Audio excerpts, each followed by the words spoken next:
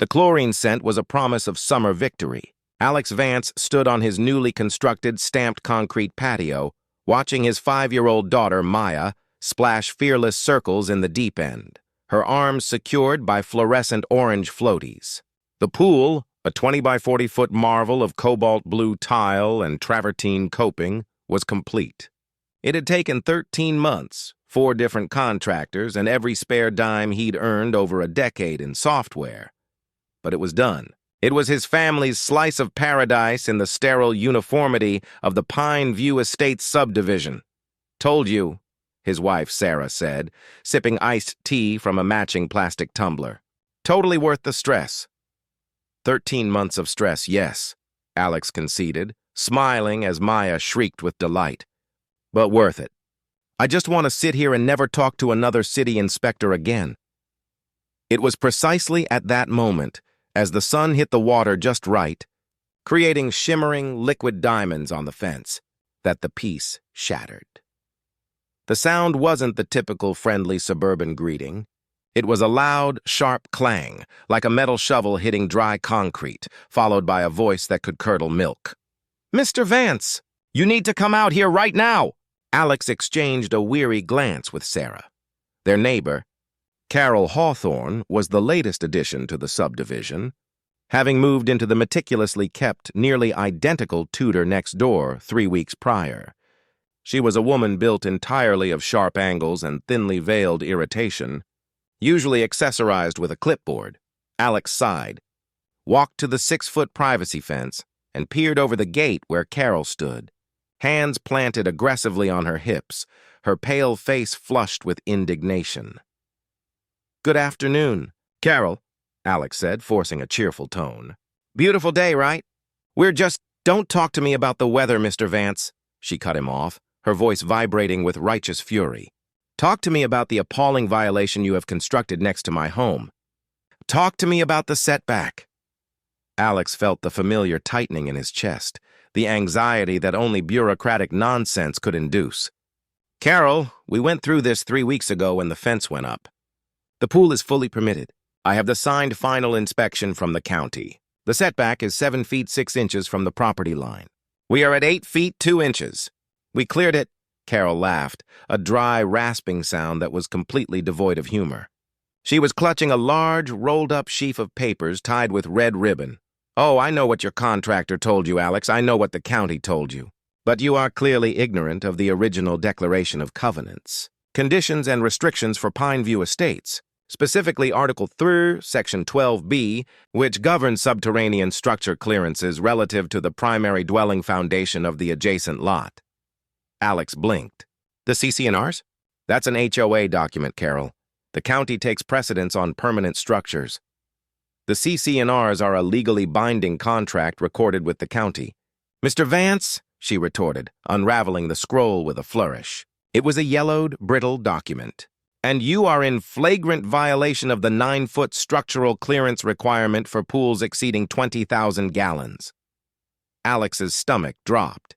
His pool was 22,000 gallons. 9 feet? He frowned, running a hand through his damp hair. That's ridiculous. No one builds a pool with a 9-foot setback here. It cuts into half the backyard." "Ignorance of the law is not an excuse for illegal construction," Carol sniffed, tapping the document with a perfectly manicured finger. "Your pool is 8 feet 2 inches from my foundation. That is 10 inches of illegal encroachment. 10 inches that, according to this covenant, compromise the structural integrity of my land and, potentially, my foundation. That's absurd. The pool is perfectly engineered. I had a geotechnical survey done," Alex argued, his voice rising, drawing Sarah out from behind him, towel draped over her shoulder. "What is going on?" Sarah whispered, her eyes wide. "What's going on?" "Sarah," Carol announced loudly, ensuring the next-door neighbors could hear, "is that your husband has illegally constructed a $500,000 water hazard in violation of our community's founding documents. I am demanding, as is my right under the governing rules, that you apply for an immediate variance or, failing that, rebuild the pool to meet the 9-foot clearance." Alex stared at the pristine blue water, the cost of the project flashing through his mind, $485,000. Rebuilding it meant draining it, jackhammering out the 10-inch perimeter, pouring new concrete, replumbing, retiling an additional $150,000 minimum, and another 6 months of construction hell. All for 10 inches. Carol, this is bullying. The HOA waived that requirement 30 years ago. It's an antiquated covenant. Show me the waiver, Alex, Carol challenged, her eyes glittering with cold triumph. Show me the legally executed amendment to Article 3, Section 12B. I spent 2 days in the county archives. It does not exist. Your permits are for a 7-foot setback because the county requires that minimum. The HOA requires 9 feet, and the HOA covenants supersede county minimums where they are more restrictive. You will receive a certified letter from my lawyer by end of day. Consider this your final warning. She turned her back with dramatic finality, folding her documents with the crisp precision of a military officer. The next 3 days were a descent into silent warfare. Carol didn't speak, but she made her presence known. She installed a high-powered spotlight aimed directly at Alex's pool deck, which she claimed was a security measure. She began running her lawn sprinkler system at 7 a.m. and 7 p.m., ensuring a fine mist drifted over Alex's side of the fence, soaking the patio furniture. The certified letter arrived. It was 6 pages long, aggressively worded, and demanded immediate cessation of pool use and submission of an acceptable plan for remediation within 7 days, or they would seek a court injunction to compel compliance and cover all legal fees. Alex hired Mark Riley, a sharp, cynical real estate attorney who specialized in HOA disputes. She's technically right. Alex, Riley said over the phone, after reviewing the CC&Rs and Alex's permits. This covenant is garbage, but it was never officially revoked. It's a zombie clause. We can fight it, but it'll be a 4-month battle, and the judge might issue a temporary injunction, meaning the pool is covered up all summer. A temporary injunction? Alex felt a wave of nausea. So my $500,000 pool is just a hole in the ground while we argue over 10 inches? Welcome to the HOA jungle, buddy. What does Carol want, really? She won't settle for the variance. I offered her 10 grand to sign a release. She laughed and said, I want the pool rebuilt or I want it gone. Alex knew then it wasn't about the covenant. It was about power. It was about destroying something beautiful he had created. Because she hadn't, Riley advised Alex to write a strongly worded response letter stating their intention to seek a declaratory judgment to invalidate the clause, and to continue using the pool as normal to show they were not admitting fault. Alex sent the letter. He went back outside, determined to reclaim his oasis. He jumped into the cool water, ignoring the buzzing of Carol's lawnmower, running on a Tuesday, oddly enough, and the security light blazing in the afternoon sun. He needed this. He needed normalcy. The normalcy lasted exactly 45 minutes. He was floating on his back, the sun warming his face when the high-pitched, distinctive crackle of a police radio pierced the air, followed by the deep, authoritative slam of a car door. Alex shot up, water streaming from his face. He watched, numbly, as a black-and-white patrol car rolled slowly down the street, its reflective windows concealing the occupants. It pulled to a stop directly in front of his house. 2 uniformed officers, a tall, stern man and a younger, nervous-looking woman, stepped out. They surveyed the pristine lawn, the custom stonework, and finally the pool, where Alex was still floating in disbelief. Then, Carol Hawthorne walked out from behind the patrol car, a triumphant, venomous smile stretching her thin lips. She had been waiting for them. She pointed a rigid finger over her fence, past the 8-foot 2-inch concrete setback, directly at Alex in the water. Officers! Carol's voice boomed, loud enough for the entire street to hear. There he is. I told you he is in contempt of the legal cease and desist. He is actively using the illegal structure. He is trespassing on his own property. Alex watched the lead officer exchange a look with his partner, then slowly, deliberately, turn and walk up Alex's driveway. The officer stopped at the edge of the patio, his expression unreadable, and looked down at Alex in the water. Mr. Vance? The officer asked, his voice low and serious. We have a complaint regarding a breach of peace and illegal construction. I'm going to need you to step out of the pool and show me your paperwork. Alex realized the full, terrifying weight of the moment. The conflict wasn't just a paper fight anymore. She had escalated it to a criminal matter. He pushed off the bottom, the cold stone giving him footing as he stood up, dripping, facing the law in his own backyard. He hadn't shown them the permits yet. He hadn't even had a chance to speak to the officers. But Carol's last statement, he is trespassing on his own property, lodged in his mind. It was a calculated, inflammatory lie, and suddenly the fear was replaced by a cold, burning clarity. She wasn't just trying to enforce a rule. She was trying to frame him. He watched Carol's satisfied face and knew he had to figure out the sun, which moments ago had felt like a warm blessing, was now a harsh spotlight exposing Alex's vulnerable confusion. Water ran down his chest, pooling at the lip of his perfect, illegal concrete oasis. "Mr. Vance, I need you out of the water," the lead officer, whose name tag read Miller, repeated. His partner, Officer Chen, stood a few feet back, clipboard in hand, looking uncomfortable. Alex climbed onto the deck, grabbing a towel Sarah quickly handed him. He wrapped it around his waist, feeling exposed and furious.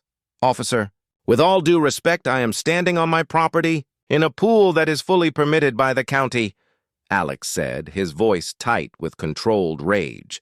"I have the documentation inside. This woman is trying to weaponize a civil dispute over a 30-year-old non-enforced HOA clause." Carol Hawthorne stepped forward from the driveway, beaming with vindictive satisfaction. "Don't believe his lies, officers. He received a formal cease and desist letter from my counsel yesterday, certified mail. The injunction states that continued use of the structure constitutes a willful breach of covenant, which is grounds for public nuisance complaint.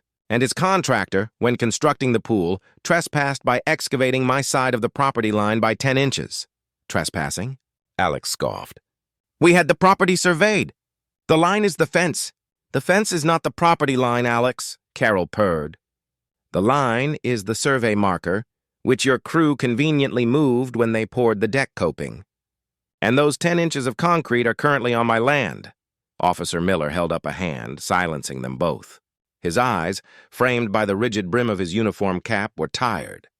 "Mr. Vance, we're not here to adjudicate a land dispute or an HOA violation. That's civil court. We are here on a breach of peace and potential criminal trespass complaint. Since Ms. Hawthorne has provided evidence of an active legal order, the cease and desist, and a claim of physical encroachment, we have to treat this as an active dispute." "The cease and desist is from her lawyer, not a judge," Alex protested. "It doesn't matter," Officer Miller interrupted flatly. "The point is, you were served with notice that this structure is subject to litigation, and you continued to use it. That constitutes a breach of peace in a residential area, inciting confrontation. Here is the bottom line, Mr. Vance. Until this matter is settled in court, we are issuing a verbal command for the use of this pool to cease immediately. You need to secure it, cover it, or drain it. If we are called back here today or tomorrow, and you or your family are in this water, we will be forced to issue a citation for failure to comply with an officer's lawful order, and potentially an arrest for persistent breach of peace." Alex felt the ground disappear beneath him. A citation? An arrest? Over a 10-inch argument? Sarah stepped forward, tears welling in her eyes as she looked at Officer Miller. "Please, officer. My daughter Maya, she's 5. This pool is her physical therapy. It's not a party, it's just us." "I understand, ma'am," Miller said, softening slightly, but his gaze remained firm. "But the law is the law. And until a judge tells us otherwise, your neighbor has standing with this legal letter. Secure the structure now." He then turned to Carol.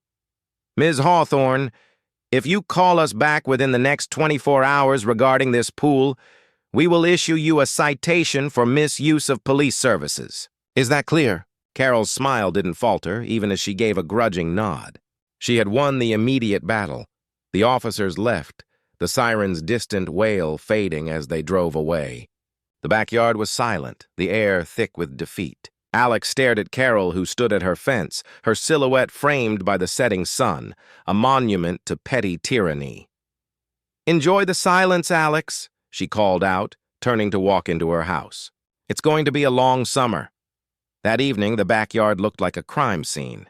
Alex had paid an emergency crew $3,500 to spread a massive industrial black safety mesh over the pool surface, secured by heavy water bags. It was ugly, depressing, and effective. The sanctuary was gone, replaced by a tarped black void. The next morning, Alex was in the office of his attorney, Mark Riley. "She's a genius-level sociopath, Mark," Alex said, pacing.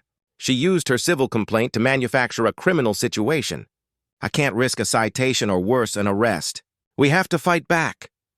Riley, who had been reviewing the HOA's original CC&Rs, leaned back, tapping a pen against the old parchment.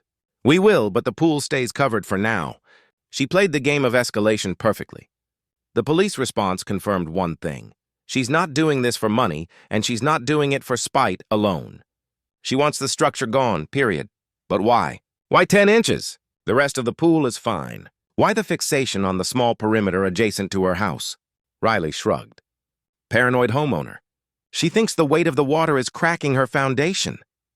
"No," Alex said, stopping his pacing, the realization hitting him hard. "She only moved in 3 weeks ago. She's selling this house in 5 years, just like everyone else. People don't drop $100,000 on lawyers to enforce a 10-inch zoning technicality on a house they haven't even settled into yet. She's trying to hide something that was exposed when my crew dug up that perimeter. Something that existed before I moved here and before she did." He pulled out the original plat map for the subdivision, which he'd retrieved from a briefcase. He pointed to his lot, Lot 43, and Carol's, Lot 42. "My pool runs perfectly parallel to the property line. We dug down 10 feet for the deep end. The 10-inch encroachment, she claims, is the exact section of the trench that runs closest to her house. That's the money spot." Riley raised an eyebrow, intrigued. "Okay, let's assume you're right. What could be under there?" "I don't know. Utility easement? Old oil tank? We need to know the history of Lot 42. Who was the previous owner?" "Old man Peterson. Died last year, sadly. His estate sold the house to Carol. Lived there 40 years. Alex leaned over the map, his mind racing, ignoring the buzzing phone. "Peterson. 40 years. This place used to be farmland before the subdivision. Let's get the deep-level county records. Not just the deed transfer to Carol, but the historical permits on Lot 42. Septic tanks, well removal, buried structures. Something was near that property line that she doesn't want me to find." Riley made a call while Alex searched a local online property archive, cross-referencing Lot 42 with old building codes. He found nothing specific until he hit the subdivision's original 1980 planning documents. He zoomed in on Lot 42. There was a faint, almost erased symbol located exactly 9 feet from the back foundation of Carol's house. Right along the shared property line, it was a small, circular icon with a single curved line running through it. It looked like a generic underground structure marker, but written next to it, in faded script, was one word: cistern. Alex's breath hitched. A cistern, an underground storage tank for water, often used for rainwater collection or, historically, for septic overflow. It could be massive, and if it was decommissioned improperly, it could be a sinkhole risk or worse, contain hazardous materials. He looked back at the 9-foot setback rule Carol was clinging to. The 9-foot structural clearance requirement for pools exceeding 20,000 gallons. It wasn't to protect Carol's house from Alex's pool. It was to protect Alex's pool excavation from striking the old, potentially unstable cistern structure that was buried precisely 9 feet from her foundation. And if Alex's contractor had only measured 8 feet, 2 inches from the property line, and that property line was closer than the foundation, then the excavation trench for the pool had potentially brushed against or even damaged the structure. Alex looked up at Riley, his eyes wide. "Mark, I found it. I think I found why she's losing her mind over 10 inches. It's not about the rule. It's about the hole." Riley, hanging up his call, looked skeptical. "What hole?" The previous owner of her house, Peterson, must have known it was there. When Carol bought the house, she must have been informed about the decommissioned cistern. If my pool dug up or damaged that cistern, and it was never properly filled or sealed, she's facing a massive toxic cleanup liability or a property value crash. She wants the pool gone so she can dig up the perimeter, fix whatever my contractor did to the old cistern, and cover the whole thing. Up with dirt before anyone finds out. Alex grabbed his backpack and pulled out the police report. Riley had just emailed him the official complaint filed by Carol. He pointed to a specific sentence in the officer's notes where Carol was quoted, "The defendant must stop all activity immediately. The 10 inches of new concrete are preventing access to the property line." She didn't say the concrete violated the rule. Mark, she said it was preventing access. Alex felt a surge of cold, terrifying certainty. His $500,000 pool was built on a lie, and the 10 inches of encroachment weren't a violation. They were a lid. Carol Hawthorne hadn't brought the cops to stop him from swimming. She brought them to stop him from digging. Alex placed the faded 1980 subdivision plat map on Mark Riley's desk, the word cistern circled in red ink. The lawyer leaned forward, adjusting his reading glasses, his cynical expression slowly replaced by a look of focused gravity. "A decommissioned subsurface structure," Riley murmured, tracing the faint circular icon with his pen. "And the covenant demands 9 feet of clearance for high-volume pools." "The covenant isn't to protect her foundation from your water. It's to protect your construction crew from hitting a potentially unstable, liability-laden structure." "Exactly," Alex confirmed, gripping the edge of the desk. "My pool is 8 feet 2 inches away. The 10-inch encroachment she's screaming about? That's the section of the trench where my crew must have scraped, exposed, or possibly compromised the integrity of that cistern's old cap. She wants me to dismantle the concrete lid, my pool coping, so she can secretly shore up or refill that decaying tank without triggering state environmental laws or tank removal fees, which could run her into the hundreds of thousands. And destroy her property value instantly," Riley added, a slow smile spreading across his face. "We're no longer fighting over an illegal 10-inch violation, Alex. We're fighting over her attempt to conceal a potentially toxic, multi-million-dollar environmental liability. This changes everything." The new strategy was immediate and aggressive. They couldn't use the word cistern in their filings yet. That was pure conjecture. Instead, Riley filed an emergency motion for a mandatory subsurface investigation under the guise of defending Alex's approved structure. The filing argued that Carol's unfounded and extreme enforcement of an antiquated covenant, combined with her immediate and dramatic escalation to police involvement, suggested an underlying, pre-existing geotechnical instability on her property that could damage Alex's new, permitted pool structure. The petitioner, Mr. Vance, is seeking immediate relief to confirm the stability of the common boundary line, as the respondent's actions suggest an unreasonable and undisclosed hazard that may endanger the petitioner's permitted structure, the document read. In a parallel move, Alex decided to apply psychological pressure. He needed to track down the estate of Mr. Peterson, the previous owner of Carol's house, Lot 42. He spent the afternoon making cold calls, eventually locating Peterson's elderly nephew, Michael, who was the estate executor. Michael was initially hesitant, but Alex was patient and empathetic. "Mr. Peterson lived there for 40 years. When we excavated for the pool, our crew noticed some unusual soil near the property line. I'm just trying to verify an old map legend from the 80s about a buried rainwater cistern." There was a long silence on the phone. Then, a shaky laugh. "The old bomb shelter," Michael finally said. "That's what Uncle Frank called it. It wasn't a cistern, not exactly. It was a massive concrete runoff collection tank he converted into a makeshift storage area during the Cold War. It's huge, maybe 15 by 20 feet. They decommissioned it in the early 90s, supposedly just filling it with gravel and capping it with concrete. But he always worried about the cap failing." "Was Ms. Hawthorne informed about it when she bought the property?" Alex asked, his voice barely a whisper. "She signed a full disclosure addendum acknowledging the existence of the decommissioned subsurface structure. She knew, all right. That's why she got the house for a steal last year, according to the lawyer. She knew." Alex hung up, the confirmation solidifying his resolve. Carol wasn't just defending herself. She was actively committing fraud by trying to coerce him into fixing her undeclared liability. That evening, the tension between the two properties was a living, humming thing. The black tarp over Alex's pool was a symbol of his forced compliance, while Carol's security light, aimed directly at the shrouded deck, was a beacon of her surveillance. Alex and Sarah ate dinner in the dim light of the kitchen. "We can't just wait for the court date, Alex," Sarah said, her eyes hollow with worry. "She's winning the neighborhood optics war. People think we're the arrogant ones with the illegal pool." "We're not waiting," Alex replied, pushing his plate away. "We filed the motion today." But she won't wait either. She knows we've filed a survey request. She knows time is up.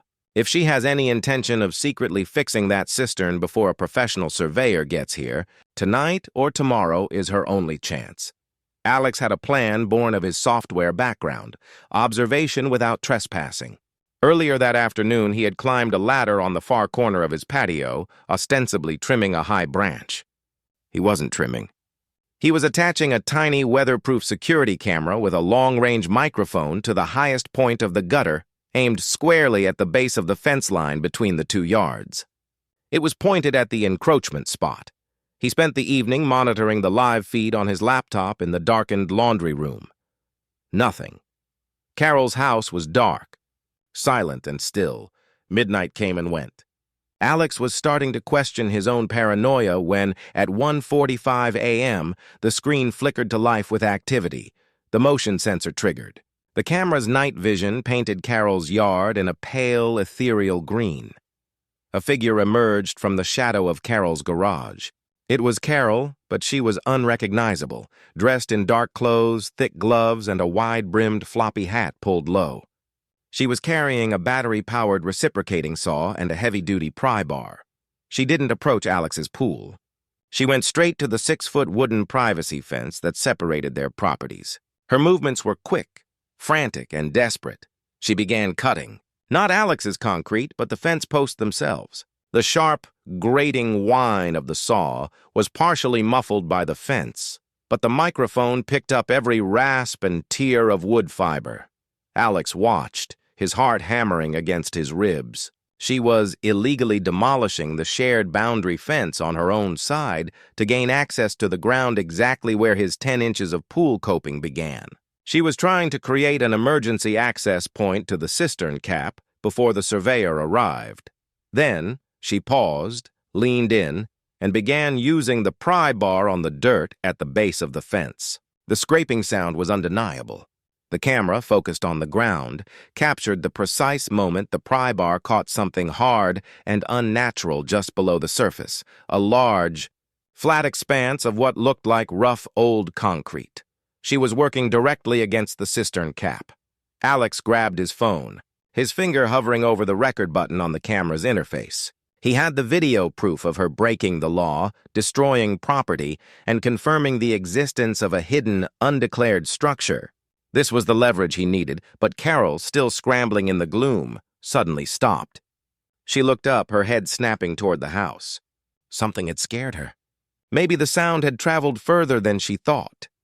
In her haste to retreat, she shoved the pry bar under the massive old concrete cap. She didn't manage to budge it, but as she yanked the bar out, a deep, unsettling sound, like a massive exhale, echoed from the ground. Then, the concrete cap groaned. Slowly, unnervingly, a trickle of dark viscous liquid began to seep out from under the edge of the old concrete slab where she had been prying, running down into the freshly exposed dirt by the property line. It wasn't water. It was oily and black. Carol froze. Her floppy hat tilted up slightly, and even in the green night vision, Alex could see her eyes widen in sheer, unadulterated terror. She hadn't just exposed the cistern. She had cracked the seal on a toxic secret. She looked directly at the spot, the illegal 10-inch encroachment of Alex's pool coping, the barrier. That was now the only thing preventing her leaking underground liability from becoming a visible, state-level environmental crisis on her lawn. Then she looked up at Alex's house, a silent, desperate threat passing between the two properties. The small claims courtroom was sterile and unadorned, a fitting stage for the climax of a hyperlocal war. Alex sat next to Mark Riley, dressed in a sharp navy suit, clutching his laptop. Across the aisle, Carol Hawthorne sat bolt upright, wearing a tailored cream dress, her lawyer, a stiff man named Henderson, whispering urgently in her ear. Her face was pale, but the fury in her eyes was undimmed. Riley opened his argument by dismissing the 10-inch setback violation as a trivial matter of civil dispute. then immediately pivoted to the emergency motion for a mandatory subsurface investigation. Your Honor, we are no longer discussing pool permits, Riley stated, his voice resonating with professional authority. We are discussing a deliberate, documented attempt by the respondent, Ms. Hawthorne, to conceal a pre-existing, undisclosed, and potentially catastrophic environmental hazard. An attempt she was prepared to execute in the dark of night, violating property boundaries and destroying shared property. Henderson Carroll's lawyer jumped up. Objection, Your Honor.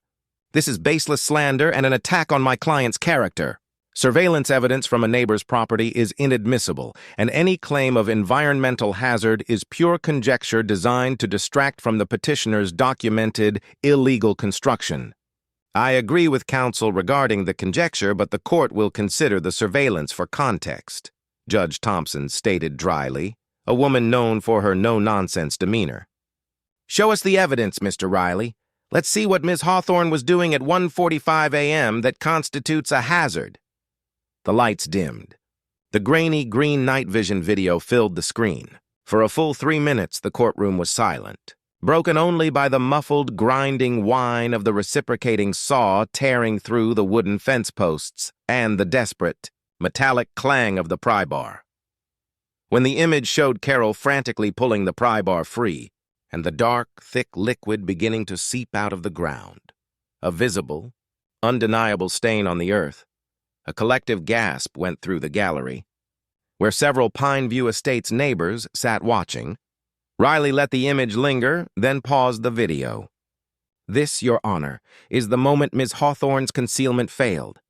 We hypothesize this is the cap of an undisclosed, decommissioned subterranean structure known to the previous owner, Mr. Peterson, as a large storage tank, which she had a legal duty to fully remediate or disclose. We believe the 10 inches of new concrete pool coping constructed by the petitioner are now the only thing stabilizing this failing cap. Her request to rebuild the pool is merely a disguised demand to remove our stabilizing concrete so she can illegally perform a midnight repair. Henderson was sputtering, fighting to regain control. Your Honor, that liquid could be anything. Irrigation runoff! We demand this case be returned to the HOA board immediately. Judge Thompson waved him down. Her face was stern. It looks remarkably like something the city needs to investigate, counsel. I am not a geotechnical engineer, but I am a court of law. Given the documented history of the CC&R's 9-foot setback, the historical plat map evidence submitted, and the highly unusual, aggressive behavior documented in this video, the court cannot in good conscience ignore the possibility of a serious, immediate safety concern. She brought her gavel down, a sharp crack of finality. I am freezing the civil suit and issuing an immediate court-ordered warrant for subsurface investigation. A licensed environmental remediation firm will be granted access to both properties within 24 hours to determine the nature and contents of the buried structure adjacent to the property line between Lot 42 and Lot 43. All costs to be temporarily borne by the respondent, Ms. Hawthorne, pending the findings. Carroll's carefully constructed composure shattered. She stood up, knocking her chair back. This is outrageous. You can't! I bought that house legally. This is my property. 2 sheriff's deputies moved to flank her as her own lawyer desperately pulled her back down. Alex watched, not with triumph, but with a cold, terrifying certainty that the true scale of the problem was about to be revealed. The next day, the quiet suburban street of Pineview Estates looked like a disaster zone. A yellow hazmat truck was parked on Carroll's lawn. Uniformed environmental inspectors in white Tyvek suits and respirators set up drilling rigs next to the shared property line where the remnants of the broken fence lay scattered. A crowd of neighbors stood across the street watching the spectacle. Alex, Sarah, and Riley stood on Alex's pool deck, watching the operation under the supervision of a bailiff. Carroll was confined to her house, barred from interfering. The drilling was slow, heavy, and methodical. After several hours, the lead environmental technician, a woman named Dr. Chen, no relation to the police officer, approached Alex and Riley, pulling down her respirator. "Gentlemen, your instincts were tragically correct," Dr. Chen said, handing Riley a plastic bag containing a core sample, a chunk of crumbling concrete and rust-colored soil. The structure is massive, exactly as the Peterson relative described. 15 by 20 feet, heavily reinforced concrete walls, a converted Cold War-era holding tank. But it wasn't filled with gravel as the 90s records claim. "What was it filled with?" Alex asked, dread tightening his chest. "The bottom half is filled with sludge, a mixture of water, sediment, and a heavy concentration of tetrachloroethylene, or PCE. It's an industrial degreaser and a known carcinogen. Based on the concentration and the age, this tank was illegally used for toxic waste disposal over a period of years by the previous owner, Mr. Peterson. It's a low-level toxic dump, Mr. Vance, and it's been slowly leaking into the groundwater table for decades." Riley whistled low under his breath. "PCE. That's a Superfund eligibility level of contamination." "Worse," Dr. Chen added, pointing toward the ground. "The leak you saw on the video was minor. The major issue is the tank wall itself. The concrete shell is compromised right here." She pointed to the exact spot where Alex's pool coping encroached by 10 inches. "Your excavation crew did not compromise the cap. They structurally scraped and weakened the side wall of the tank when they dug the trench for your pool. The pressure from your pool's 8 feet of water, your permitted pool, is the only thing preventing a catastrophic structural failure of the tank wall and a massive rupture of toxic sludge into your yard." Alex felt a dizzying inversion of reality. His illegal 10 inches weren't an infringement. They were an accidental buttress. Just then, 2 more vehicles pulled up. An official sedan from the county health department and a black SUV from the Environmental Protection Agency. Carol's front door flew open. She walked out, phone pressed to her ear, screaming at someone. Before she could take 3 steps, a health department official met her in the driveway. He handed her a laminated document. "Ms. Hawthorne, due to the confirmed presence of hazardous industrial solvents and severe environmental contamination on Lot 42, the county is issuing a contamination and restrictive use order. Your property is immediately condemned and sealed. You are required to vacate within 2 hours. All assets related to this property are frozen pending remediation and liability assessment." Carol dropped her phone. The sound of the glass shattering on the driveway was the loudest sound in the neighborhood. She looked at Alex, her eyes no longer furious, but utterly broken. She hadn't just lost a lawsuit. She had lost her life savings, her home, and her freedom. Justice was served. But Alex's brief moment of victory evaporated instantly. Dr. Chen turned back to him, her expression somber. "Mr. Vance, we have to address your pool immediately. The entire tank has to be professionally excavated and removed, which means the buttressing pressure from your pool must be released. The pool has to be drained, and the adjacent 10 feet of your property will be commandeered for remediation access. You may have won the war, but your swimming season is definitely over."